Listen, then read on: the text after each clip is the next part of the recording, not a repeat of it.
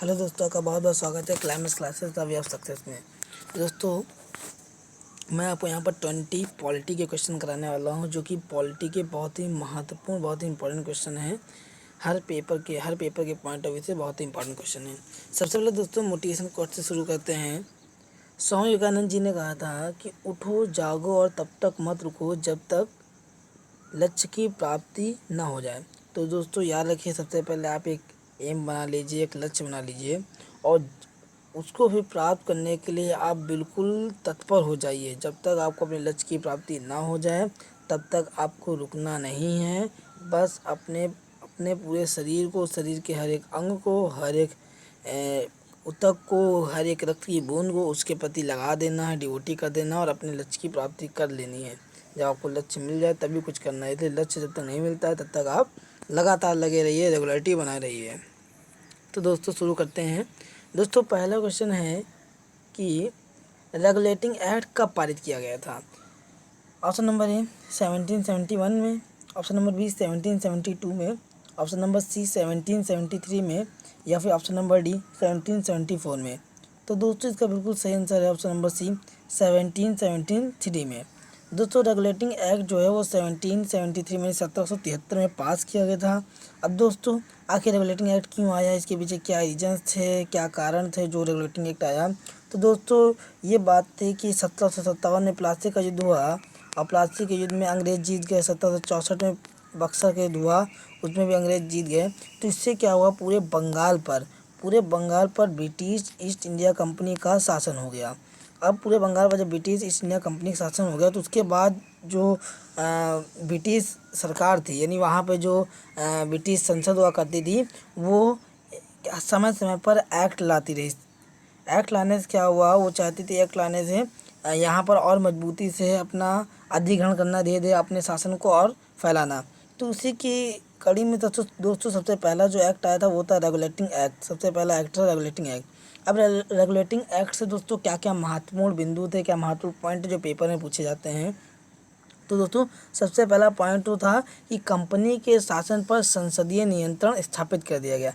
यानी कि जो कंपनी यहाँ पर शासन करती थी, ब्रिटिश ईस्ट इंडिया कंपनी, उस पर संसदीय नियंत्रण स्थापित कर दिया गया। अब दोस्तों ये क्या होता है संसदीय नियंत्रण। दोस्तों जैसे हमारे भारत में इस समय संसद है, वैसे फ्रांस, वहाँ पे क्या कहते हैं, ब्रिटिश में संसद हुआ करती थी। फ्रांस नहीं, सॉरी, ब्रिटेन में संसद होती थी, जैसे house of Commons and house of Lord. तो वो संसदीय नियंत्रण स्थापित कर दिया गया। यानी वो जो ब्रिटिश की संसद होगी वो ब्रिटिश ईस्ट इंडिया कंपनी जो भारत पर शासन कर रही है उस पर कंट्रोलिंग करेगी। दोस्तों दूसरा ये हुआ कि जो बंगाल का गवर्नर होता था उसको तीनों प्रेसिडेंसी का गवर्नर जनरल नियुक्त कर दिया गया। यानी कि दोस्तों ब्रिटिश इंडिया कंपनी की भारत में 3 प्रेसिडेंसी थी उस समय। एक थी बम्बई प्रेसिडेंसी, दूसरी थी दोस्तों मद्रास प्रेसिडेंसी और तीसरी थी बंगाल प्रेसिडेंसी। तब दोस्तों पहले क्या होता था, बंगाल का गवर्नर अलग होता था, मद्रास का अलग होता था, बम्बई का अलग होता था। अब दोस्तों जो बंगाल का गवर्नर होता था उसी को इस एक्ट के तहत तीनों प्रेसिडेंसी का गवर्नर जनरल नियुक्त कर दिया गया। और तीसरा दोस्तों कि कलकत्ता के फोर्ट विलियम में एक सुप्रीम कोर्ट की स्थापना हुई। कलकत्ता के फोर्ट विलियम में एक सुप्रीम कोर्ट की स्थापना की गई। अगला क्वेश्चन दोस्तों क्वेश्चन नंबर 2, जो कि वेरी इंपॉर्टेंट है, मोस्ट इंपॉर्टेंट है मेरी तरफ से। क्वेश्चन नंबर 2 दोस्तों, भारतीय संविधान को निम्नलिखित में से किसके द्वारा बनाया गया।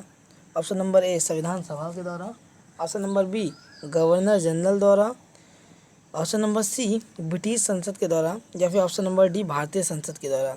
तो दोस्तों इसका बिल्कुल सही आंसर है ऑप्शन नंबर ए संविधान सभा के द्वारा। दोस्तों जो भारतीय संविधान है उसको संविधान सभा के द्वारा बनाया गया है। अब दोस्तों कुछ इंपॉर्टेंट क्वेश्चन की बात कर लेते हैं जो संविधान सभा से रिलेटेड है, जो पेपर में आते हैं। तो सबसे पहले दोस्तों संविधान सभा का गठन कब हुआ था, तो याद रखिएगा जुलाई 1946, 1946, जुलाई 1946 में संविधान सभा का क्या कहते हैं गठन हुआ था। दोस्तों अब ये है कि संविधान सभा में कुल कितने सदस्य थे, तो याद रखिएगा संविधान सभा में दोस्तों 389, टोटल 389 सदस्य थे। वो भी बटे थे 292, 4 और 93। दोस्तों ये 292 थे, ये ब्रिटिश प्रांतों के प्रतिनिधि थे। जो भारत में ब्रिटिश प्रांत बने थे उनके प्रतिनिधि थे।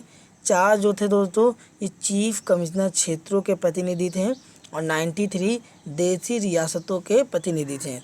तो दोस्तों अब इन्हीं दोनों को मिलाकर यानी कि 296 सीटों पर चुनाव होता है। चुनाव में दोस्तों कांग्रेस जो थी 208 सीटें जीतती है, मुस्लिम लीग 73 सीटें जीतती है और अन्य दल या स्वतंत्र रूप से 15 सीटें जीतते हैं। अब सब जब दोस्तों चुनाव हो जाता है तो पहली बैठक होती है। तो याद रखिएगा, पूछा जाता है कि संविधान सभा की प्रथम बैठक कब हुई थी। तो याद रखिएगा 9 दिसंबर 1946 को संविधान सभा की पहली बैठक हुई थी। और दोस्तों आता है कि उस समय जो संविधान सभा के अस्थायी अध्यक्ष थे वो कौन थे। तो याद रखिएगा संविधान सभा के अस्थायी अध्यक्ष सच्चिदानंद सिन्हा थे। उसके बाद दोस्तों संविधान सभा की दूसरी बैठक हुई 11 दिसंबर 1946 को और तब संविधान सभा के स्थायी अध्यक्ष बने गए डॉक्टर राजेंद्र प्रसाद। दोस्तों डॉक्टर राजेंद्र प्रसाद भारत के प्रथम राष्ट्रपति बने और इन्हीं को दोस्तों देश रत्न की उपाधि दी गई है और बिहार के गांधी भी डॉक्टर राजेंद्र प्रसाद को ही कहते हैं। उसके बाद दोस्तों उसी के 2 दिन बाद 13 दिसंबर को संविधान सभा की कार्यवाही स्टार्ट की गई। और कार्यवाही कैसे स्टार्ट हुई, नेहरू जी के द्वारा पेश उद्देश्य प्रस्ताव के बाद संविधान सभा की कार्यवाही स्टार्ट की गई। अगला क्वेश्चन दोस्तों, क्वेश्चन नंबर 3 कि संविधान निर्माताओं ने किस पर विशेष ध्यान दिया। संविधान निर्माताओं ने निम्नलिखित में से किस पर विशेष ध्यान दिया। ऑप्शन नंबर ए प्रस्तावना पर, ऑप्शन नंबर बी मूल कर्तव्य पर, ऑप्शन नंबर सी मौलिक अधिकार पर या फिर ऑप्शन नंबर डी नीति निर्देशक तत्व पर। तो इसका दोस्तों बिल्कुल सही आंसर है ऑप्शन नंबर ए प्रस्तावना पर। संविधान निर्माताओं ने जो विशेष रूप से प्रस्तावना पर ध्यान दिया। अब दोस्तों और क्वेश्चन जो इससे बनते हैं, जैसे पूछा जाता है कि मूल कर्तव्य को किस देश के संविधान से लिया गया है। तो दोस्तों मूल कर्तव्य को रूस से लिया गया, पूर्व सोवियत संघ से लिया गया है। मौलिक अधिकार को दोस्तों यूएसए से लिया गया है और नीति निर्देशक तत्व को आयरलैंड से लिया गया है। याद रखिएगा आयरलैंड से। अब दोस्तों रूस की राजधानी क्या होगी, रूस की राजधानी मॉस्को होगी, करेंसी यहाँ पर रूबल चलती है। यूएसए की राजधानी दोस्तों वाशिंगटन डीसी है, करेंसी यहाँ पर डॉलर चलती है। और आयरलैंड की राजधानी दोस्तों डबलिन है, आयरलैंड की राजधानी दोस्तों डबलिन है और करेंसी यहाँ पर यूरो चलती है। अगला क्वेश्चन है दोस्तों कि संविधान के अनुच्छेद 17 और 18 में व्यवस्था है, यानी किस चीज़ की व्यवस्था है। ऑप्शन नंबर ए आर्थिक समता की, ऑप्शन नंबर बी धार्मिक समता की, ऑप्शन नंबर सी राजनीतिक समता की या फिर ऑप्शन नंबर डी सामाजिक समता की। तो दोस्तों इसका बिल्कुल सही आंसर होगा ऑप्शन नंबर डी सामाजिक समता की। संविधान के अनुच्छेद 17 और अनुच्छेद 18 में जो दोस्तों व्यवस्था है सामाजिक समता में की है। अब दोस्तों याद रखिएगा कुछ मैं मौलिक अधिकार जो हैं उनसे रिलेटेड कुछ इंपॉर्टेंट क्वेश्चन बता देता हूँ। सबसे पहले दोस्तों मौलिक अधिकार किस देश से लिए गए हैं। तो याद रखिएगा मौलिक अधिकारों को भारतीय संविधान में यूएसए से लिया गया है। भारतीय संविधान के किस भाग में मौलिक अधिकार वर्णित है। तो याद रखिएगा भाग 3, संविधान के भाग 3 में है और आर्टिकल दोस्तों जो है आर्टिकल है 12 से लेकर 35 तक। दोस्तों याद रखिए क्वेश्चन आता है कि भारत का मैग्ना कार्टा या भारत का अधिकार पत्र किसे कहते हैं। तो संविधान के भाग 3 को ही भारत का मैग्ना कार्टा और भारत का अधिकार पत्र कहते हैं और साथ ही भाग 3 को ही दोस्तों मूल अधिकारों का जन्मदाता भी कहते हैं। दोस्तों प्रारंभ में जब हमारा संविधान बना था तो 7 मूल अधिकार हुआ करते थे, लेकिन बाद को एक मूल अधिकार को हटा दिया गया और किस संविधान संशोधन के तहत किया गया। तो याद रखिए दोस्तों 44 कॉन्स्टिट्यूशनल अमेंडमेंट यानी कि 44 संविधान संशोधन 1979। इस संविधान संशोधन के तहत दोस्तों संपत्ति का अधिकार जो था उसको मूल अधिकार से हटा दिया गया, उसको आर्टिकल 301 के तहत कानूनी अधिकार में शामिल कर लिया गया। अब दोस्तों आप सुनेंगे ये अनुच्छेद 17 क्या होता है, अनुच्छेद 18 क्या होता है। तो दोस्तों अनुच्छेद जो 17 होता है ये होता है अस्पृश्यता का अंत और आर्टिकल 18 यानी कि अनुच्छेद 18 जो होता है वो उपाधियों का अंत होता है। उपाधियाँ जैसे दोस्तों ये कहा गया था कि इसे राजा की रानी जो उपाधियाँ होंगी इसको अब धारण नहीं किया जाएगा। अब केवल उपाधि वही होगी जिसे कुछ शिक्षा से रिलेटेड है उपाधि अगर आपको मिलती है तभी उसको धारण कर सकते हैं। और कोई दूसरा देश आपको उपाधि देता है तो बिना राष्ट्रपति की आज्ञा से आप कोई उपाधि नहीं धारण कर सकते हैं। अगला क्वेश्चन है दोस्तों कि भारतीय संविधान में राज्य के नीति निर्देशक तत्व कहाँ से ग्रहण किए गए हैं। ऑप्शन नंबर ए पूर्व सोवियत संघ से, ऑप्शन नंबर बी फ्रांस से, ऑप्शन नंबर सी आयरलैंड से, फिर ऑप्शन नंबर डी ब्रिटेन से। दोस्तों ये बहुत इंपॉर्टेंट क्वेश्चन है, कई बार पेपर में याद आया है। याद रखिएगा कि भारतीय संविधान में राज्य के नीति निर्देशक तत्व कहाँ से ग्रहण किए गए हैं। दोस्तों इसका सही आंसर होगा आयरलैंड से।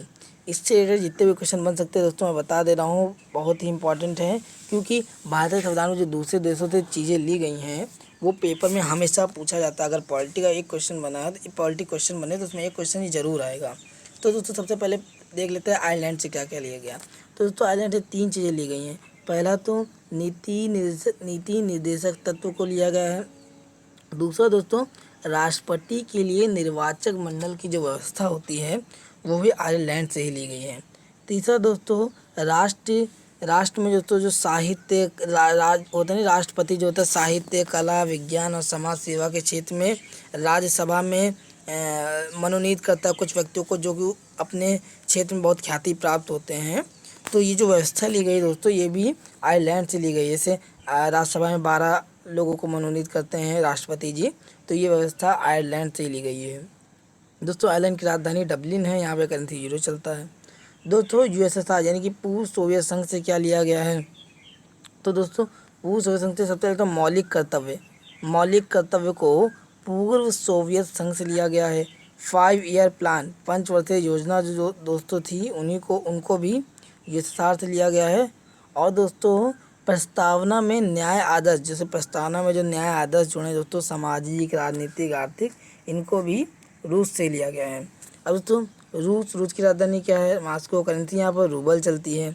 अब दोस्तों यूएसएसआर का पिछली वीडियो में दोस्तों मैंने क्वेश्चन किया था कि यूएसएसआर का कब पार्टीशन हुआ था, कब वो अलग हुआ था, तो 1991 में। अब दोस्तों फ्रांस के संविधान से क्या क्या लिया गया है। तो फ्रांस के संविधान से दोस्तों पहली चीज़ तो गणतंत्रात्मकता यानी जो रिपब्लिक है इंडिया उसको लिया गया है। और दूसरा प्रस्तावना में जो शब्द हैं स्वतंत्रता, समता और बंधुता, ये आदर्श शब्दों को भी फ्रांस से ही लिया गया है। दोस्तों फ्रांस की राजधानी क्या है। तो फ्रांस की राजधानी याद रखिएगा पेरिस है। और पिछली वीडियो में एक क्वेश्चन था कि पेरिस किस नदी के किनारे स्थित है, तो बताया था पेरिस सीन रिवर के किनारे स्थित है। पेरिस जो है वो सीन रिवर के किनारे स्थित है और यहाँ पर करेंसी यूरो चलती है। दोस्तों ब्रिटेन के संविधान से क्या लिया गया है। तो याद रखिएगा ब्रिटेन के संविधान से संसदात्मक शासन प्रणाली, जो भारत में संसद है, ये जो संसदात्मक शासन प्रणाली है, इसको ब्रिटेन के संविधान से लिया गया है। एकल नागरिकता इसको भी ब्रिटेन से लिया गया है। और दोस्तों विधि निर्माण प्रक्रिया, कानून बनाने की जो प्रक्रिया है, विधि निर्माण प्रक्रिया, इसको भी ब्रिटेन के संविधान से ही लिया गया है। दोस्तों अगर आपको हमारी वीडियो अच्छी लग रही हो तो आप हमारे चैनल को सब्सक्राइब जरूर करें, ताकि जैसे मैं वीडियो अपलोड करूं तो आपके पास उसका नोटिफिकेशन पहुंच जाए। उसके अलावा दोस्तों इससे पहले अपने चैनल पर मैंने टॉप 20 जनरल स्टडीज़ के क्वेश्चन अपलोड किए हैं। ये दोस्तों ये क्वेश्चन जो हैं ये हर पॉइंट ऑफ व्यू से बहुत इंपॉर्टेंट क्वेश्चन है। इसमें दोस्तों पॉलिटी और क्या कहते हैं ज्योग्राफी, हिस्ट्री और साइंस सारे क्वेश्चन हैं। कंप्यूटर का भी दोस्तों एक क्वेश्चन है, बहुत इंपॉर्टेंट क्वेश्चन है, इनको जरूर जाके देखिएगा। दोस्तों अगले क्वेश्चन पे आते हैं कि एक व्यक्ति राष्ट्रपति पद के लिए अधिकतम कितनी बार निर्वाचित हो सकता है। ऑप्शन नंबर ए 2 बार, ऑप्शन नंबर बी 4 बार, ऑप्शन नंबर सी 5 बार, या ऑप्शन नंबर डी इनमें से कोई सीमा नहीं, मतलब कोई भी सीमा नहीं है, लिमिट नहीं है। तो दोस्तों इसका बिल्कुल सही आंसर होगा ऑप्शन नंबर डी, कोई सीमा नहीं। दोस्तों भारतीय संविधान में राष्ट्रपति पद के लिए कोई व्यक्ति कितनी बार निर्वाचित हो सकता है, इसकी कोई भी सीमा नहीं दी गई है। दोस्तों अब राष्ट्रपति से रिलेटेड जो पेपर में बहुत ज़्यादा मोस्ट इंपॉर्टेंट क्वेश्चन पूछाते हैं मैं बता देता हूँ। सबसे पहले राष्ट्रपति भारत के संविधान उसके किस आर्टिकल में बताए गए हैं। तो आर्टिकल 52 से लेकर आर्टिकल 62 तक राष्ट्रपति जी के बारे में ही बताया गया है। याद रखिएगा दोस्तों आर्टिकल 52 से लेकर आर्टिकल 62 तक राष्ट्रपति जी के बारे में बताया गया है। दोस्तों भारत के राष्ट्रपति इस समय कौन है, तो सबको पता भारत के राष्ट्रपति दोस्तों रामनाथ कोविंद जी हैं। इससे पहले प्रणब मुखर्जी जी थे। दोस्तों आर्टिकल 58 है, जिसमें राष्ट्रपति पद की योग्यता क्या होती है उसके बारे में बताया गया है कि राष्ट्रपति बनने के लिए क्या क्या योग्यता होनी चाहिए। तो दोस्तों 58 में बताया गया है कि वह भारत का नागरिक हो, 35 वर्ष की आयु पूर्ण कर चुका हो, लोकसभा का सदस्य निर्वाचित होने की योग्यता रखता हो, चुनाव के समय कोई भी लाभ का पद ना धारण किया हो। ये दोस्तों राष्ट्रपति का वेतन कितना होता है, तो याद रखिएगा 5 लाख राष्ट्रपति का वेतन होता है। 5 लाख राष्ट्रपति जी का वेतन होता है। दोस्तों अभी तक सबसे कम उम्र के राष्ट्रपति कौन बने, तो नीलम संजीव रेड्डी। नीलम संजीव रेड्डी अभी तक सबसे कम उम्र के राष्ट्रपति बने हैं। और सबसे अधिक उम्र के राष्ट्रपति कौन बने हैं, तो के.आर. नारायण।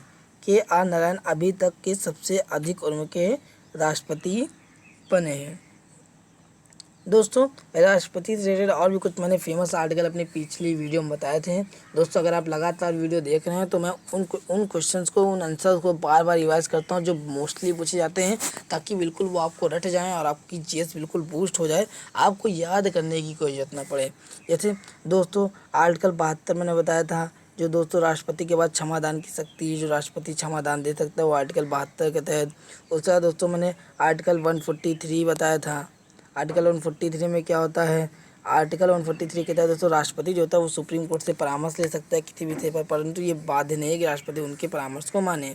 वहीं दोस्तों मैंने बताया था आर्टिकल 123 अध्यादेश जारी करने की शक्ति होती है आर्टिकल 123 के तहत। वहीं दोस्तों राष्ट्रपति की आज्ञा से मनी बिल पेश होता है। मनी बिल 110 आर्टिकल में है, आर्टिकल नंबर 110 110 आर्टिकल में है। ऐसे और भी दोस्तों अगले क्वेश्चन पे आते हैं। अगला क्वेश्चन है कि उपराष्ट्रपति का निर्वाचन किसके द्वारा होता है। ऑप्शन नंबर ए राज्यसभा के द्वारा, ऑप्शन नंबर बी जनता के द्वारा, ऑप्शन नंबर सी संसद द्वारा, या फिर ऑप्शन नंबर डी राष्ट्रपति के द्वारा।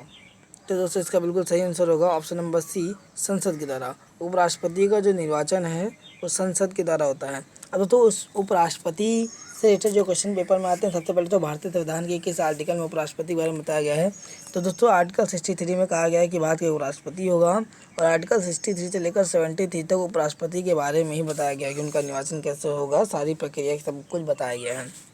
दोस्तों आर्टिकल 66 जो है उसमें बताया गया है कि उपराष्ट्रपति का चुनाव कैसे करते हैं, उपराष्ट्रपति का चुनाव कैसे होगा। अब दोस्तों वर्तमान में भारत के उपराष्ट्रपति कौन है, तो वर्तमान भारत के उपराष्ट्रपति वेंकैया नायडू जी हैं। का पदेन सदस्य होता है, याद रखिएगा उपराष्ट्रपति जो राज्यसभा का पदेन सभापति होता है उसी को भारत के उपराष्ट्रपति बोलते हैं।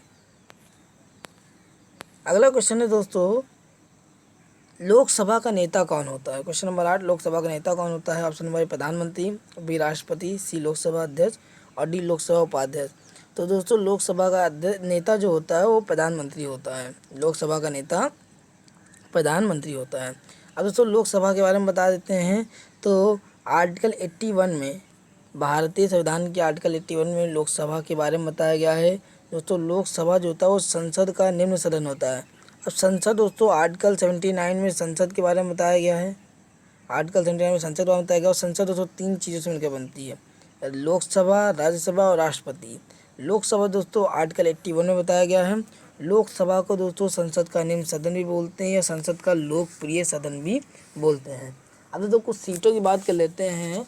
तो मूल संविधान जब बना था दोस्तों तो लोकसभा की जो सीटें रखी गई थी वो 500 रखी गई थी। मूल संविधान में लोकसभा की 500 सीटें थी, परंतु दोस्तों वर्तमान में लोकसभा की जो मैक्सिमम सीटें हैं वो बढ़कर 552 हो गई हैं।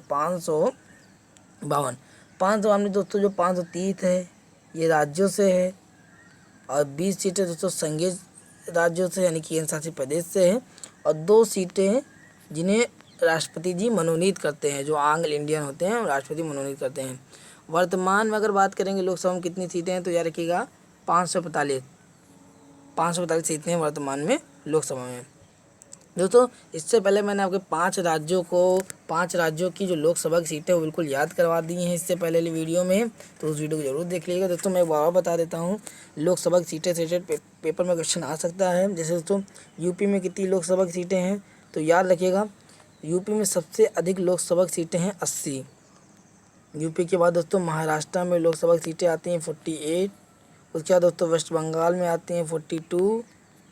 उसके बाद दोस्तों बिहार में आती हैं 40 और फिर तमिलनाडु में 39। ये 5 राज्यों की लोकसभा सीटें याद रखिएगा। धीरे और मैं दोस्तों बताऊंगा धीरे बढ़ा के, और आपको पूरे भारत के हर राज्य की लोकसभा सीटें अच्छे से याद हो जाएंगी। तो यूपी में दोस्तों 80 लोकसभा सीटें होती हैं, महाराष्ट्र में 48, वेस्ट बंगाल में 42, बिहार में 40 और तमिलनाडु में 39। दोस्तों इस समय लोकसभा अध्यक्ष कौन है, तो ओम बिरला जी इस समय लोकसभा अध्यक्ष हैं। राजस्थान की कोटा से वो उन दो लोकसभा सदस्य हैं।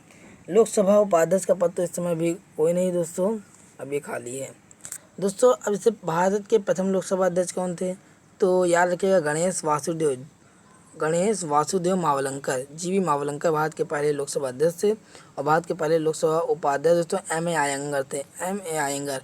और एम ए अयंगर ही भारत के दूसरे लोकसभा अध्यक्ष बनते हैं, भारत के दूसरे लोकसभा अध्यक्ष बनते हैं। अगला क्वेश्चन दोस्तों कि प्रधानमंत्री को उसके पद की गोपनीयता की शपथ निम्नलिखित में से कौन दिलाता है।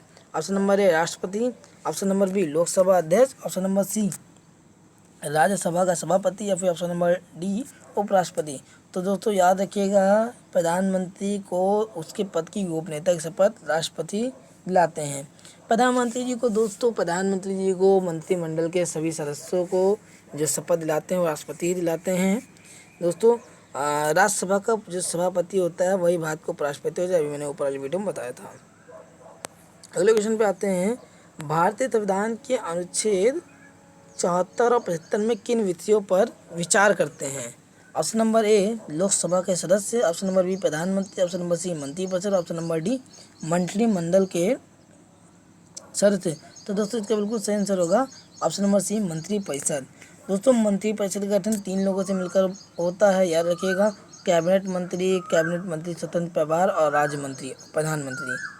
ये मंत्रिपरिषद का सदस्य इन्हीं से मिलकर होता है। अगला क्वेश्चन दोस्तों, कानूनी विषयों पर राज्य सरकार को कौन परामर्श देता है। ऑप्शन नंबर ए महान्यायवादी, option number B solicitor general, option number C advocate general, या फिर ऑप्शन नंबर डी कैबिनेट सचिव। तो दोस्तों इसका बिल्कुल सही आंसर होगा option number C advocate general. कानूनी विषयों पर दोस्तों जो राज्य सरकारें होती हैं उनको परामर्श देता है एडवोकेट जनरल। अब दोस्तों महान्यायवादी कौन होते हैं, तो महान्यायवादी दोस्तों अटॉर्नी जनरल ऑफ इंडिया होते हैं। इनके बारे में भारत के संविधान के आर्टिकल 76 में बताया गया है। इस समय दोस्तों जो महान्यायवादी हैं वो के वेणुगोपाल जी हैं। सॉलिसिटर जनरल जो दोस्तों इस समय तुषार मेहता, याद रखिएगा, सॉलिसिटर जनरल जो हैं उनका नाम है तुषार मेहता। और कैबिनेट सचिव नाम है दोस्तों राजीव गाबा कैबिनेट सचिव हैं दोस्तों। अटॉर्नी जनरल ही होते हैं जो ना तो लोकसभा के सदस्य होते हैं ना ही राज्यसभा के सदस्य होते हैं, लेकिन इनकी बैठक में भाग ले सकते। अगला क्वेश्चन है दोस्तों कि संविधान का व्याख्याकार और संरक्षक कौन है। संविधान का व्याख्याकार और संरक्षक कौन है। ऑप्शन नंबर ए सर्वोच्च न्यायालय, ऑप्शन नंबर बी प्रधानमंत्री, ऑप्शन नंबर सी राष्ट्रपति, या फिर ऑप्शन नंबर डी इनमें से कोई नहीं। तो याद रखिए दोस्तों इसका सही आंसर होगा ऑप्शन नंबर ए सर्वोच्च न्यायालय।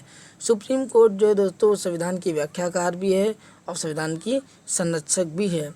अब सुप्रीम कोर्ट के बारे में संविधान किस आर्टिकल में बताया गया है, तो आर्टिकल 124 में सुप्रीम कोर्ट के बारे में बताया गया है। वहीं 214 यही 12 को चेंज कर दीजिए, उसमें हाई कोर्ट के बारे में आर्टिकल 214 में हाई कोर्ट के बारे में बताया गया है दोस्तों। इस समय वर्तमान में चीफ जस्टिस ऑफ इंडिया कौन है, तो याद रखिएगा CJI शरद अरविंद बोबड़े जो कि 47 नंबर के हैं। 46 नंबर की याद रखिएगा रंजन गोगोई। दोस्तों इस समय सर्वोच्च न्यायालय में जो सीटों की संख्या वो 33+1 है, यानी मैक्सिमम स्ट्रेंथ 33, और एक CJI नंबर ऑफ जो जस्टिस होंगे वो 33 होंगे। अगले क्वेश्चन पे आते हैं दोस्तों कि गोवा राज्य किस हाई कोर्ट के क्षेत्र अधिकार में आता है। Option number A Gujarat high court, option number B Bombay high court, option number C Andhra Pradesh high court, या फिर option number D Kerala high court. तो दोस्तों इसका बिल्कुल सही आंसर होगा Goa, option number B Bombay high court के अंतर्गत आता है दोस्तों। इससे और क्वेश्चन बन सकते हैं, जैसे गुजरात हाई कोर्ट के अंतर्गत तो गुजरात ही आता है। बम्बई हाई कोर्ट में दोस्तों महाराष्ट्र आता है, गोवा आता है, दमन और दीव एवं दादरा नगर हवेली भी इसमें आता है दोस्तों, दमन व दीव दादरा नगर हवेली। आंध्र प्रदेश हाई कोर्ट दोस्तों देश का 25वां हाई कोर्ट है। इस समय हाई कोर्ट की संख्या 25 है और ये अमरावती में सिचुएटेड है। एक क्वेश्चन आता है दोस्तों केरल हाई कोर्ट कहाँ पे स्थित है, तो केरल हाई कोर्ट याद रखिएगा एर्नाकुलम में स्थित है, उसकी राजधानी में नहीं स्थित है, एर्नाकुलम में स्थित है। केरल की राजधानी तिरुवनंतपुरम होती है, वहाँ पर नहीं सिचुएटेड है, ये एर्नाकुलम में सिचुएटेड है। और केरल हाई कोर्ट में दोस्तों लक्षद्वीप के भी मामले आते हैं, लक्षद्वीप जो है लक्षद्वीप समूह के मामले भी आते हैं। उसके बाद दोस्तों मद्रास हाई कोर्ट है, मद्रास हाई कोर्ट में तमिलनाडु के एंड पुडुचेरी के मामले आते हैं। दोस्तों कलकत्ता हाई कोर्ट है, कलकत्ता हाई कोर्ट में वेस्ट बंगाल के, पश्चिम बंगाल के यानी कि और अंडमान निकोबार द्वीप समूह के मामले आते हैं। पंजाब और हरियाणा हाई कोर्ट है, इसमें पंजाब के, हरियाणा के और चंडीगढ़ के मामले आते हैं। वहीं दोस्तों Guwahati high court, Guwahati high court में सेवन सिस्टर जिन्हें कहा जाता है, सेवन सिस्टर राज्य जो हैं उन सब के मामले आते हैं। सेवन सिस्टर में दोस्तों कौन कौन हो गया, असम हो गया, मेघालय हो गया, मणिपुर हो गया, मिजोरम हो गया, नागालैंड हो गया, त्रिपुरा हो गया और अरुणाचल प्रदेश हो गया। दोस्तों ये सेवन सिस्टर आते हैं, इन सब का मामला गुवाहाटी हाई कोर्ट में ही आता है। अगला क्वेश्चन दोस्तों, सामान्य रूप से राज्यपाल का कार्यकाल कितना होता है? तो ऑप्शन नंबर ए 3 वर्ष, ऑप्शन नंबर बी 4 वर्ष, ऑप्शन नंबर सी 5 वर्ष या फिर ऑप्शन नंबर 6 वर्ष। तो याद रखिएगा ऑप्शन नंबर सी 5 वर्ष। सामान्य रूप से राज्यपाल का जो कार्यकाल होता है दोस्तों 5 वर्ष होता है। अब राज्यपाल से जो दोस्तों जो पेपर में पूछा जाता है कि राज्यपाल किस आर्टिकल में है, तो दोस्तों राज्यपाल जो होता है ये राज्य सरकार में जो राज्य का प्रमुख होता है। राज्यपाल को दोस्तों राज्यपाल जो होता है इसको पूछा जाता है कि इसको शपथ कौन दिलाता है? तो याद रखिएगा हाई कोर्ट के जो चीफ जस्टिस होते हैं, राज्य के हाई कोर्ट के चीफ जस्टिस, वो राज्यपाल को शपथ दिलाते हैं।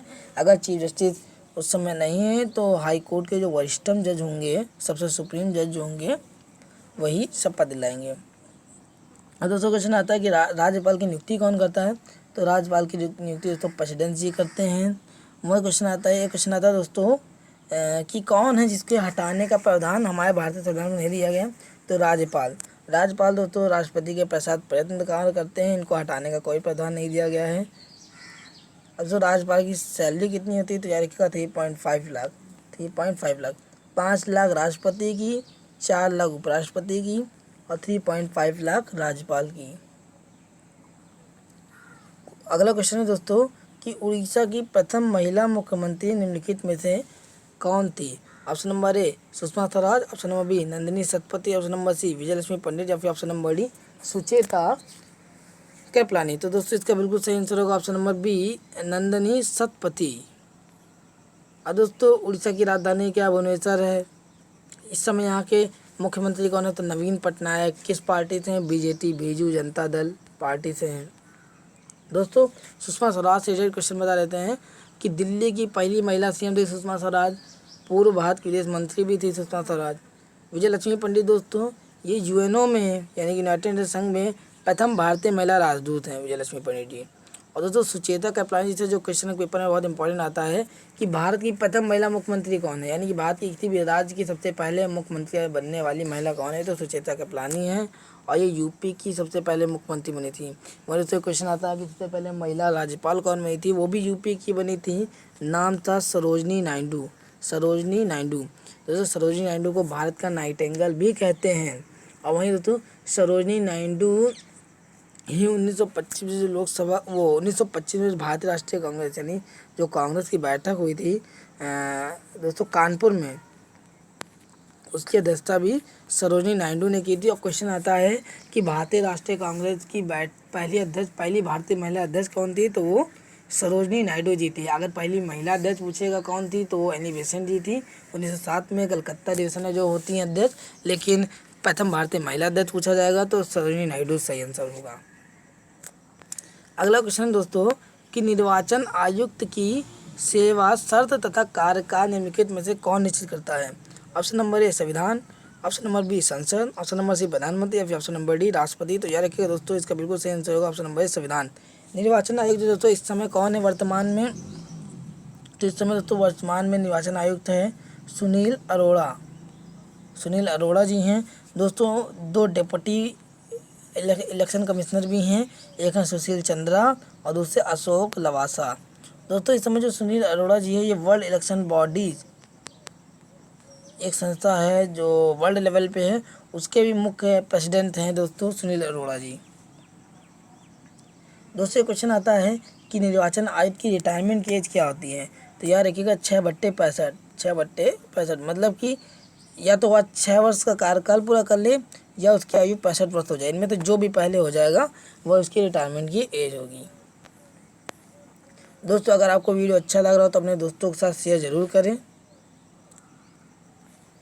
अगला क्वेश्चन है दोस्तों डोगरी भाषा किस राज्य या केंद्र शासित प्रदेश में बोली जाती है? Option number A Jammu and Kashmir, option number B Gujarat, option number C Maharashtra, या फिर ऑप्शन नंबर डी गोवा। तो दोस्तों इसका बिल्कुल सही आंसर होगा option number A Jammu and Kashmir. ये दोस्तों बहुत इंपॉर्टेंट क्वेश्चन है, बहुत बार पेपर में पूछा जाता है। डोगरी भाषा जम्मू एंड कश्मीर से रिलेटेड है। दोस्तों अब जैसे मैंने बताया था अपनी पिछली वीडियो में कि भारतीय राजभाषा राजभाषा के बारे में किसने बताया गया, तो याद रखिए भारतीय राजभाषा हिंदी है। दोस्तों भारतीय संविधान के भाग 17 में आर्टिकल 343 में इसमें भारतीय राजभाषा के बारे में बताया गया है। स्टार्टिंग में दोस्तों 14 राजभाषाएं बनाई गई थीं और राजभाषा आयोग के जो पहले अध्यक्ष थे, मैंने पिछली वीडियो में क्वेश्चन पूछा था कि राजभाषा आयोग के पहले अध्यक्ष कौन थे, तो बीजी खरे। याद रखिएगा राजभाषा आयोग के पहले अध्यक्ष थे बीजी खरे। दोस्तों उसके बाद 21 संविधान संशोधन हुआ, 71 हुआ और इन दोनों को ऐड कर दिए 92 और इनके तहत भाषाएं जोड़ी गई और वर्तमान में टोटल 22 भाषाएं हो गई हैं। 71 के तहत दोस्तों सिंधी भाषा जोड़ी गई 71 के तहत दोस्तों मणिपुरी, कोंकणी और नेपाली जोड़ी गई। दोस्तों कोंकणी जो है वो गोवा में बोली जाती है। और 92 के तहत दोस्तों बॉड मास तो दोस्तों बोडो जो कि असम में बोली जाती है, डोगरी, मैथिली और संथाली, ये 4 भाषाएं 92 संविधान संशोधन के तहत जोड़ी गई। दोस्तों गुजरात की राजधानी पता ही है गांधीनगर और यहाँ के सीएम हैं विजय रूपाणी जी और गवर्नर आचार्य देवव्रत। महाराष्ट्र की राजधानी मुंबई है, यहाँ के सीएम है दोस्तों उद्धव ठाकरे और गवर्नर हैं भगत सिंह कोश्यारी। गोवा की राजधानी पणजी है, मांडवी रिवर के किनारे स्थित है। याद रखिएगा पूछा जाता है कि मांडवी नदी कहाँ बहती है, तो गोवा में बहती है। और गोवा के सीएम हैं दोस्तों प्रमोद सावंत और यहाँ के जो गवर्नर हैं उनका नाम सत्यपाल मलिक है। सत्यपाल मलिक पहले जम्मू एंड कश्मीर के गवर्नर हुआ करते थे, पर जम्मू कश्मीर जब से यूटी बन गई है तो इसके गवर्नर जीसी मुर्मू यानी गिरीश चंद्र मुर्मू जी हो गए हैं और सत्यपाल मलिक को जब से गोवा का गवर्नर बना दिया गया है। अगला क्वेश्चन है दोस्तों कि संविधान संशोधन के दौरान नागालैंड को राज्य का दर्जा प्रदान किया गया है। Option number A 10th, option number B 11th, option number C 12th या ऑप्शन नंबर डी 13। तो इसका बिल्कुल सही आंसर होगा option number D 13 constitutional amendment के तहत नागालैंड को राज्य का दर्जा प्रदान किया गया है। अब दोस्तों नागालैंड की स्थापना कब हुई थी, तो याद रखिएगा 1 दिसंबर 1963 को नागालैंड राज्य की स्थापना हुई थी, इसलिए 1 दिसंबर को नागालैंड अपना स्थापना दिवस मनाता है। अब 1 दिसंबर दोस्तों कौन कौन से दिवस मनाए जाते हैं, तो 1 दिसंबर को नागालैंड दिवस भी मनाया जाता है, 1 दिसंबर को BSF डे भी मनाते हैं और 1 दिसंबर को वर्ल्ड एड्स डे भी मनाते हैं। याद रखिएगा 3 डे मनाते हैं, world AIDS day, BSF day और नागालैंड डे। दोस्तों नागालैंड की राजधानी क्या है, तो नागालैंड की राजधानी है कोहिमा और यहाँ के सीएम है दोस्तों नेफ्यू रियो। याद रखिएगा यहाँ के सीएम नेफ्यू रियो और यहाँ के जो गवर्नर है उनका नाम है RN रवि। दोस्तों नागालैंड म्यांमार के साथ सीमा साझा करता है। अगर देश की बात करेंगे तो म्यांमार देश के साथ सीमा साझा करता है। अगले क्वेश्चन पे आते हैं। अगला क्वेश्चन है देश में त्रिस्तरीय पंचायती राज व्यवस्था को किन राज्यों ने सर्वप्रथम अपनाया। Option number A Paschim Bangal एवं Karnataka, option number B Gujarat एवं Rajasthan, option number C Rajasthan एवं Andhra Pradesh, option number D Rajasthan एवं उत्तर प्रदेश। तो दोस्तों इसमें तो आप 2 को ऐसे एलिमिनेट कर सकते हैं। सभी को पता है कि देश में सबसे पहले पंचायती राज व्यवस्था को अपनाया गया और राजस्थान में अपनाया गया। राजस्थान के नांदेड़ से सबसे पहले पंचायती राज व्यवस्था को प्रारंभ किया गया। परंतु दोस्तों दूसरा प्रॉब्लम होती है, दूसरा कौन है, तो दोस्तों याद रखिएगा कि 2 अक्टूबर 1959 में यानी 1959 में पंडित जवाहरलाल नेहरू ने सबसे पहले राजस्थान के नांदेड़ में पंचायती राज व्यवस्था को प्रारंभ किया। उसके बाद 11 अक्टूबर को आंध्र प्रदेश में स्टार्ट किया गया। इसका सही आंसर होगा दोस्तों ऑप्शन नंबर सी राजस्थान एवं आंध्र प्रदेश। और दोस्तों पंचायती राज व्यवस्था के बारे में एक क्वेश्चन और आता है कि 73 जो कॉन्स्टिट्यूशनल अमेंडमेंट है, संविधान संशोधन 73 जो कि 1993 में हुआ था, वो किससे रिलेटेड है, तो याद रखिएगा दोस्तों पंचायती राज व्यवस्था से ही रिलेटेड है। जबकि 74 जो कि 1993 में आता है वो नगर पालिकाओं से रिलेटेड है। अगला क्वेश्चन दोस्तों कि भारत में पंचायती राज के प्रबल समर्थक कौन थे। Option number Siddharaj, B Mahatma Gandhi, सी राजीव गांधी, डी उपयुक्त सभी। तो दोस्तों इसका बिल्कुल सही आंसर होगा उपयुक्त सभी। भारत में पंचायती राज के जो प्रबल समर्थक थे वो उपयुक्त सभी थे। महात्मा गांधी जी भी थे, राजीव गांधी जी भी थे और सिद्धराज भी थे। दोस्तों अब पिछले क्वेश्चन पिछले मैंने वीडियो में बताया दोस्तों, महात्मा गांधी के प्रमुख आंदोलन कौन कौन थे? तो याद रखिएगा, चंपारण हुआ, फिर अहमदाबाद मिल वाला हुआ, खेरा हुआ। चंपारण और अहमदाबाद मिल 1917 में हुआ, खेरा वाला 1918 में हुआ। उसके बाद दोस्तों असहयोग आंदोलन हुआ 1920 में, फिर 1930 में सविनय अवज्ञा आंदोलन हुआ, और 1942 में भारत छोड़ो आंदोलन। 1942 में दोस्तों भारत छोड़ो आंदोलन। तो दोस्तों इसी के साथ हमारे क्वेश्चन कंप्लीट होते हैं। अगर आपको वीडियो अच्छी लगी तो आप चैनल ऐसी वीडियो पाने के लिए चैनल को सब्सक्राइब कर लीजिएगा, बेल आइकन को दबा लीजिएगा, वीडियो को शेयर जरूर कीजिएगा और लाइक भी कर दीजिएगा दोस्तों। और भी मैंने मिक्स क्वेश्चन बनाए हुए हैं, टॉप 20 जनरल स्टडीज़ के क्वेश्चन, जिनमें मैंने पॉलिटी के, ज्योग्राफी के, हिस्ट्री के, साइंस के और कंप्यूटर का दोस्तों बहुत ही इंपॉर्टेंट क्वेश्चन को वहाँ पर रखा है, जो आपके पेपर के पॉइंट ऑफ व्यू से बहुत ही इंपॉर्टेंट है। आप उन वीडियो को भी जाके देख लीजिएगा हमारे चैनल पर। मैं नीचे वीडियो पे लिंक वीडियो में लिंक दे दूंगा, वीडियो के पीडीएफ का लिंक भी दे दूंगा दोस्तों। आप वहाँ से पीडीएफ डाउनलोड कर लीजिएगा और इसको रिवाइज कर लीजिएगा। बहुत बहुत धन्यवाद दोस्तों। जय हिंद, जय भारत।